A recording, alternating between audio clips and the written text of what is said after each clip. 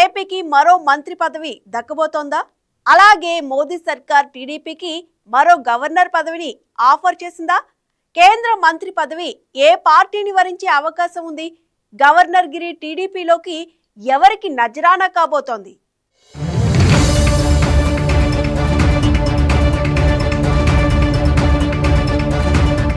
మోదీ సర్కార్ తెలుగుదేశం పార్టీకి ఇస్తున్న ప్రాధాన్యత అంతా ఇంతా కాదు. కేంద్రంలో బీజేపీకి సొంతంగా మెజార్టీ లేకపోవటం, ఎన్డీఏ ప్రభుత్వం టీడీపీ మద్దతు మీద ఆధారపడటంతో తెలుగుదేశం పార్టీకి ప్రియారిటీ బాగా పెరిగింది. కేంద్రంలో కీలక పదవుల కోసం బేరం ఆడే శక్తి తెలుగుదేశం పార్టీకి ఉన్నా రాష్ట్రానికి సాధ్యమైనంత ఎక్కువ నిధులను సాధించడంపైనే చంద్రబాబు దృష్టి పెట్టారు. అయినా సరే బీజేపీ మాత్రం ఏపీకి ఇవ్వాల్సిన ప్రాముఖ్యత ఇస్తూనే ఉంది. వరుసగా వస్తున్న ఎన్నికల్లో ఇండియా కూటమి పట్టు బిగిస్తే అధికార పీఠానికి ఇబ్బంది రాకుండా మిత్రులతో మైత్రిని మరింత బలోపేతం చేసుకోవాలని చూస్తోంది. 2024 లోక్సభ ఎన్నికల్లో ఎన్డీఏ గ్రాఫ్ పెరిగినా బీజేపీ గ్రాఫ్ మాత్రం తగ్గింది. మిత్రుల సహాయం లేకుండా ప్రభుత్వాన్ని ఏర్పాటు చేయలేని పరిస్థితి. చివరికి టీడీపీతో పాటు బీహార్కు చెందిన జనతాదళ్ యునైటెడ్ పార్టీ మద్దతుపై ఆధారపడి మనుగడ సాగిస్తోంది. వచ్చే ఎన్నికలపై కూడా బీజేపీకి ఎక్కడో అనుమానం. ఈ ఏడాది జరిగే బీహార్ అసెంబ్లీ ఎన్నికల్లో ఎన్డీఏ ఓడిపోతే, వచ్చే ఏడాది జరిగే ఎన్నికల్లో పశ్చిమ బెంగాల్లో తృణమూల్ కాంగ్రెస్ మరోసారి అధికారంలోకి వస్తే, అస్సాంలో బీజేపీ ఓడిపోతే, 2027లో తమిళనాడులో డీఎంకే కాంగ్రెస్ కూటమి అధికారంలోకి వస్తే తప్పకుండా ఆ ప్రభావం వచ్చే పార్లమెంటు ఎన్నికలపై ఉంటుంది.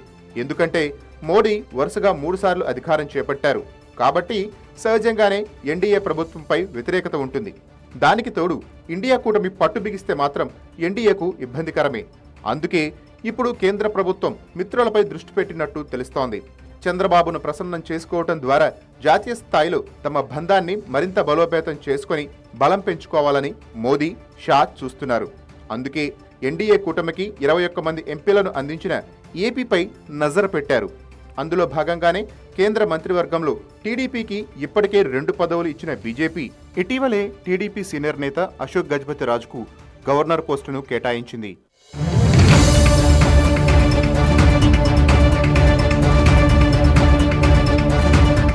కేంద్ర మంత్రివర్గంలో ఏపీకి మొత్తం 3 పోస్టులు ఉన్నాయి. శ్రీకాకుళం నుంచి గెలిచిన కింజరపు రామ్మోహన్ నాయుడు కీలకమైన పౌర విమానయాన శాఖను దక్కించుకున్నారు. మరోవైపు తొలిసారిగా గుంటూరు నుంచి గెలిచిన పెమ్మసాని చంద్రశేఖర్కు సైతం కేంద్ర సహాయ మంత్రి పదవి వరించింది. నరసాపురం బీజేపీ ఎంపీ భూపతిరాజు శ్రీనివాస వర్మ కూడా కేంద్ర మంత్రిగా ఉన్నారు. దీంతో ఏపీకి మొత్తం 3 కేంద్ర పదవులు దక్కినట్లయింది. ఇప్పుడు మరో కేంద్ర మంత్రి పదవి ఇస్తే టీడీపీ, జనసేన, బీజేపీలో ఎవరికి దక్కొచ్చన్న విశ్లేషణలు వినిపిస్తున్నాయి. అయితే తెలుగుదేశం పేరే ప్రముఖంగా వినిపిస్తోంది. ప్రస్తుతం ఉత్తరాంధ్ర నుంచి ఒకరు, కోస్తా నుంచి మరొకరు కేంద్ర మంత్రులుగా ఉంటే గోదావరి జిల్లాల నుంచి భూపతిరాజు శ్రీనివాస వర్మ ఉన్నారు. అందుకే ఇప్పుడు తెలుగుదేశం పార్టీకి మంత్రి పదవి ఇస్తే తప్పకుండా రాయలసీమకు చెందిన నేతకు కేటాయిస్తారనే లెక్కలు ఉన్నాయి. ఒకవేళ జనసేనకు కేటాయిస్తే మచిలీపట్నం ఎంపీ వల్లభనేని బాలశౌరి ముందంజలో ఉంటారని అంచనా. ఒకవేళ బీజేపీనే తీసుకునే ప్రయత్నం చేస్తే పురంధేశ్వరికి గాని, సీఎం రమేష్కు కానీ కేంద్ర అమాత్య యోగం దక్కుతుందని భావిస్తున్నారు. అలాగే ఎన్డీఏలో టీడీపీ కీలక భాగస్వామి కావడంతో అధికారంలోకి వచ్చిన ఏడాదికి ఒక గవర్నర్ పోస్టు ఇచ్చింది కేంద్రం. పార్టీ సీనియర్ నేత అశోక్ గజపతి రాజు గోవా గవర్నర్గా నియమితులయ్యారు. అయితే ఇప్పుడు మరో గవర్నర్ పోస్టు ఆఫర్ చేస్తే ఆ పదవి కోసం యనమల రామకృష్ణుడి పేరు ప్రముఖంగా వినిపిస్తోంది. కానీ ఆయనను రాజ్యసభకు పంపిస్తారని తెలుస్తోంది. రాయలసీమకు చెందిన బీసీ నేత కేఈ కృష్ణమూర్తికి ఛాన్స్ ఇస్తారని సమాచారం. ఆయన సుదీర్ఘకాలం తెలుగుదేశం పార్టీలో ఉన్నారు. 2014లో డిప్యూటీ సీఎంగా చేశారు.